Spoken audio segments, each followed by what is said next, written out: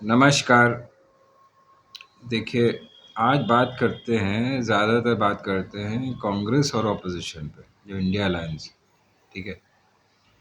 अब देखिए बात क्या है कि हालाँकि मैं देखिए किसी का एडवाइज़र होने का क्लेम नहीं करता हूँ, बट मैं एडवाइस दे रहा हूँ इसलिए दे रहा हूँ, अब चाहे आपको पसंद आए ना आए वो अलग बात है, क्योंकि मैं चाहता हूँ कि इस देश पे जो राज में जो काबिज़ हो ना इंसान, वो कम से कम ऐसा हो कि हाँ भाई मुझे गर्व हो कि हाँ भाई ये जो कॉन्स्टिट्यूशन जो उठा उठा के चूम रहे हैं आप और माथे से लगा रहे हो उसकी आप रक्षा करने के सक्षम हैं भी कि नहीं, कि ये सब दिखावा है। अभी तक तो यही लग रहा है कि सब दिखावा है ना। आप दौड़ते हुए आए, आपने आके वो लिया, एड्रेस किया या आपने शपथ ली जो भी करी और आप आके ऐसे झुक झुक गए भैया कॉन्स्टिट्यूशन के साथ। झुक भी नहीं गए, कॉन्स्टिट्यूशन उठा के आप अपने सर पे लादे रहे हो। मतलब होना उल्टा चाहिए था आपको, झुकना चाहिए था कॉन्स्टिट्यूशन के सामने। आप कॉन्स्टिट्यूशन को अपने माथे तक लेके चले आ रहे हो। खैर वो तो एक चलिए सिंबॉलिक चीज़ है। कहने का मतलब है ये सब चीज़ों से यही प्रिंसिपल और लोगों पे अप्लाई करता है जो कॉन्स्टिट्यूशन डे पे कॉन्स्टिट्यूशन प्रोटेक्ट करने का भाषण दे, मतलब दिन रात देते रहते हैं। बाहर जाते हैं विदेशों में तो कॉन्स्टिट्यूशन, जुडिशरी, फलाना ढिमाका सबका व्याख्यान करके चले आते हैं। मगर भाई जब आप कुर्सी पे बैठते हो तब आप क्या कर रहे हो?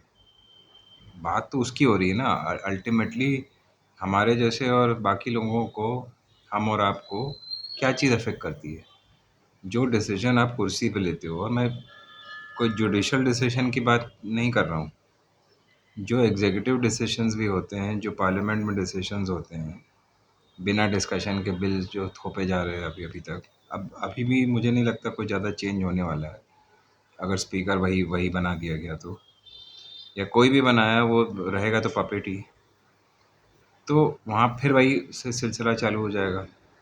और उसके लिए एक मजबूत ऑपोजिशन भले ही आप चुन के आ गए, मगर मजबूती से अपनी आवाज़ सामने रखोगे, you will stand up for everything which is valuable to everyone's rights, तभी ये ऑपोजिशन लड़ता हुआ दिखेगा, ठीक है? क्योंकि देखिए यहाँ पे ना जो रूलिंग पार्टी डिस्पेंसेशन है उसका कॉन्शियंस बिल्कुल नहीं है, कोई एथिक्स नहीं है, कोई मॉरल नहीं है। अब एक इंस्टेंस मैं आपको बताता हूँ। देखिए अब मैक्रोन ने चाहे भले ही दुनिया भर के घटिया काम किए हो, राफेल में ब्राइब लिया हो, कुछ भी किया हो, मगर उसने देखा कि स्थिति अभी ऐसी नहीं है तो तुरंत उसने स्नैप पोल बुला लिए। ये कैन यू एक्सपेक्ट मोदी और someone like him doing this in India? No, never. वो एक इंच नहीं छोड़ेगा, मतलब पूरी अपनी 5 साल से ऊपर भी कोई टर्म मिल जाए तो वो भी कंप्लीट करने के बाद गर्मी में झुलसती गर्मी में चुनाव कराएगा। और क्योंकि इलेक्शन कमीशन डिफंक्ट है तो उसने भैया जो उसने कहा उसने मान लिया। इतनी तपती धूप में हमने चुनाव कराया, आधे से ज़्यादा लोग बाहर ही नहीं आए। धूप की वजह से भी नहीं आया, कुछ बीजेपी को वोट नहीं देना चाहते थे इसलिए नहीं आया। चलिए, बात कर रहा था मैं कांग्रेस की और अपोजिशन की। तो मैं चाहता हूँ, देखिए पहली बात तो राहुल गांधी को जो लीडर ऑफ अपोजिशन है, एलओपी का पद तुरंत स्वीकार कर लेना चाहिए and he should prepare himself for it. मतलब जो करंट अफेयर्स हैं, जो topics likely to be tabled हैं, उनको तैयार कर ले।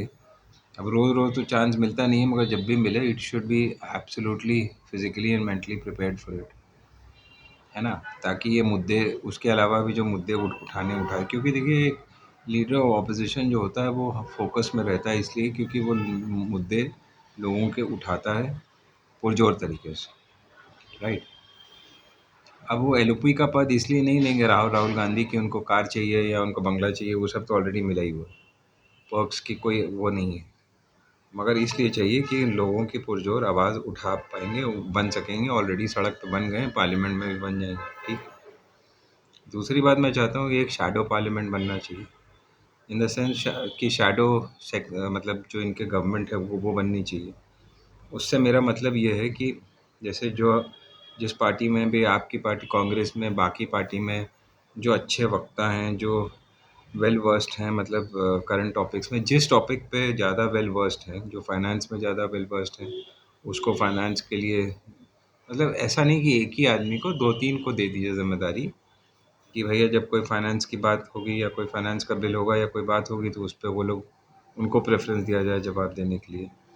होम मिनिस्ट्री का कोई गड़बड़ होगा तो उसके लिए ऐसे लोग जो इस पे ज़्यादा वो रखते हो। आजकल जो क्रिमिनल लॉज इंट्रोड्यूस होने वाले हैं उन पे जिनको बोलना है, इनको लीगल नॉलेज है, उनको आप उसको अलग कर दीजिए कैटेगरी। मैं ये नहीं कह रहा हूँ कि उन्हीं को उन्हीं पे कन्फाइंड रहना चाहिए, मगर फोकस उनको दिया जाए तो अच्छा रहेगा।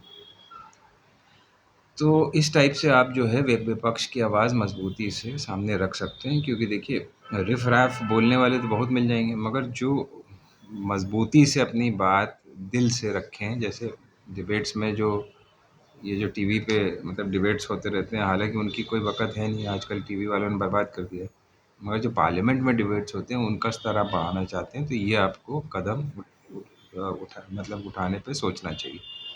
दूसरी बात मैं ये चाहता हूँ कि देखिए, जैसे राहुल गांधी और अखिलेश यादव जो हैं, यूपी में जैसी जिस टाइप की यात्रा कर रहे हैं, ठीक है, एक तरीके की धन्यवाद रैली कर रहे हैं, अलग-अलग जगहों पे जा रहे हैं, बहुत अच्छी बात है। तो इसी टाइप की सिमिलर यात्रा राहुल गांधी को और स्टेट्स में नहीं करनी चाहिए।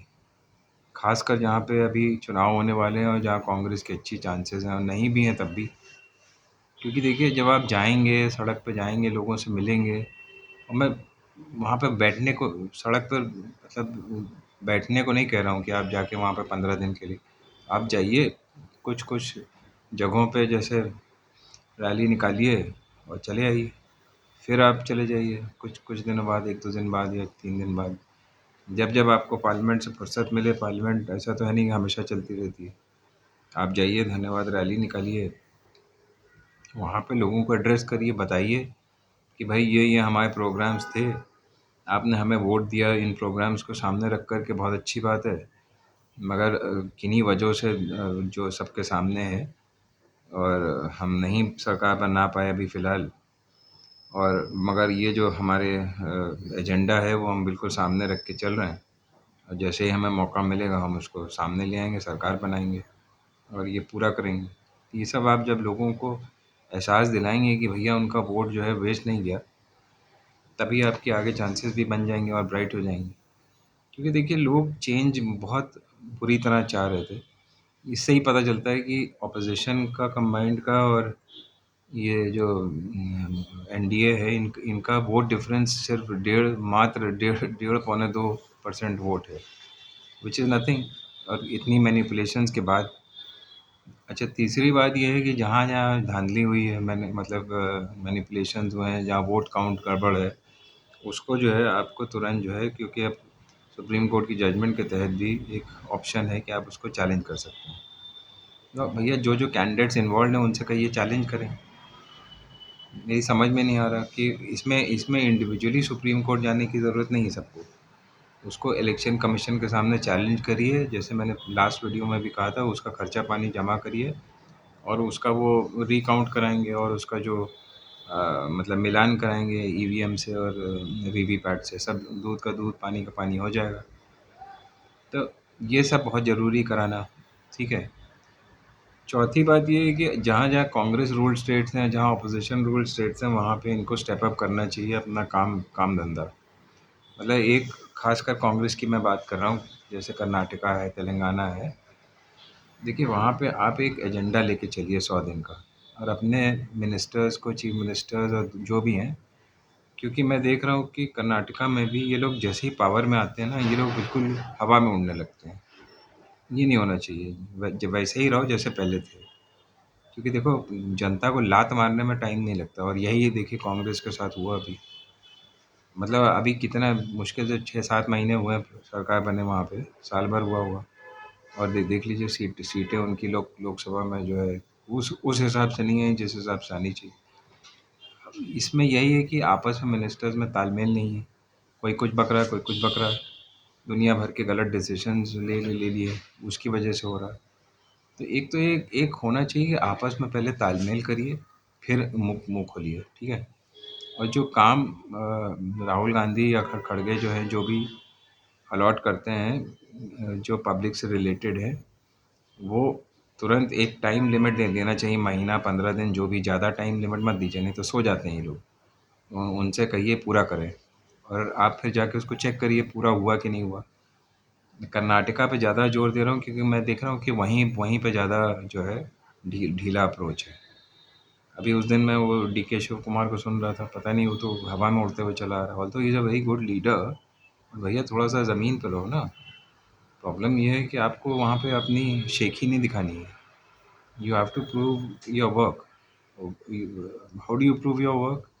Bye doing doing the work. कोई एक सेट करो टारगेट कि हमें ये करना है। मान लो बैंगलोर के लिए कुछ करना है, या और सिटीज़ के लिए करना है, या विलेजेस के लिए करना है, तो आप अनाउंस करिए और उसको करके दिखाइए, या करके दिखाने के बाद अनाउंस करिए कि ये मैंने कर दिया। रेगुलर जनता के बीच में जाइए, ब्रीफिंग करते रहिए, उनके प्रॉब्लम सुनिए। वहाँ पे घर पे बैठने से तो कुछ होगा नहीं। तो एक कम्युनिकेशन गैप है जनता के बीच में और लीडर्स के बीच में, उसको दूर करिए, ठीक है? And make sure there is no bungling between your ministers and everything. तो इसी टाइप से जब आप ये मेजर्स लेंगे, तेलंगाना में भी थोड़ी सी टाइट होने की ज़रूरत है।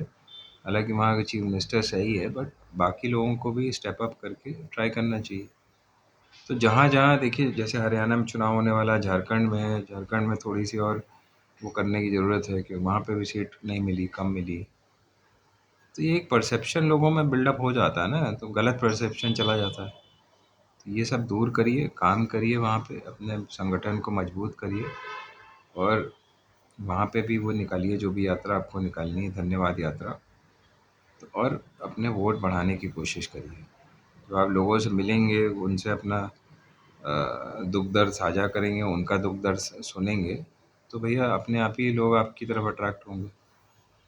तो ये सारी चीज़ें हैं, हर एक चीज़ के लिए एक मैकेनिज़्म होना चाहिए, और एक स्पीच राइटर कह लो या जो भी कह लो, एक पॉइंट्स आपको बना के मिलते रहने चाहिए रोज़ के रोज़ करंट अफेयर्स पे। और मैं ये सारे टॉप लीडर्स की बात कर रहा हूँ, क्योंकि अगर आप अवेयर नहीं रहेंगे क्या हो रहा है देश में, क्या बोलना है, क्या है, तो फिर दिक्कत होगी। तो भले ही आप स्पीच राइटर ना रखिए, but at least you should have all the points, major points on your table, and they should be absolutely 100% accurate. बोलने से पहले आप उसको क्रॉस चेक भी कर सकते हैं, आजकल तो गूगल भी है, सब कुछ है, आप देख सकते हैं कि जो इन्फॉर्मेशन प्रोवाइडेड है सही है कि नहीं, ठीक है? तो उम्मीद है ये सब चीज़ों पे गौर किया जाएगा, और बाकी जो रूलिंग गवर्नमेंट है उस पर तो मैं बोलता ही रहता हूँ। जय हिंद, जय भारत।